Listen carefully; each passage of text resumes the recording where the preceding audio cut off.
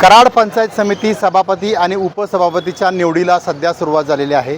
आत्ता 11:10 झालेले आहेत। आता सध्या सर्व जे सदस्य आहेत यांचं पंचायत समितीमध्ये आता सध्या आगमन झालेलं आहे आणि सध्याची प्रोसेस कशी असेल तुम्ही सांगणार आहे। सभापती आणि उपसभापती निवडीची सुरुवातीला या ठिकाणी सर्व जे 24 सदस्य संख्या आहे हे सर्व एकत्र येतील।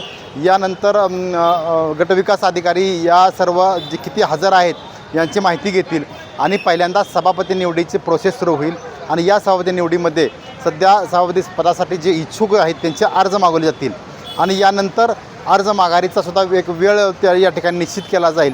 साधारणतः 1 तासाचा वेळ अर्ज माघारीसाठी सुद्धा आणि छाननीसाठी सुद्धा हा निश्चित केला जातो।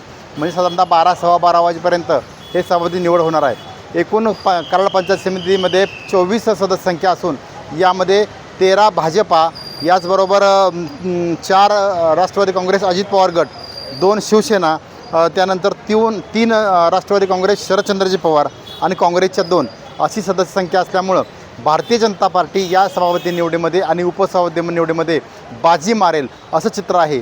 महत्त्वाचं म्हणजे काय तर यावेळी सभापतीपद कराड दक्षिणला मिळण्याची अधिक शक्यता आहे, नव्हे तर ते निश्चित झालेलं आहे आणि उपसभापतीपद कराड उत्तरला मात्र कोण नावे निश्चित होतं आहे हे काही वेळातच समजणार आहे। विका भोसले, यशवंत नगरी, कराड।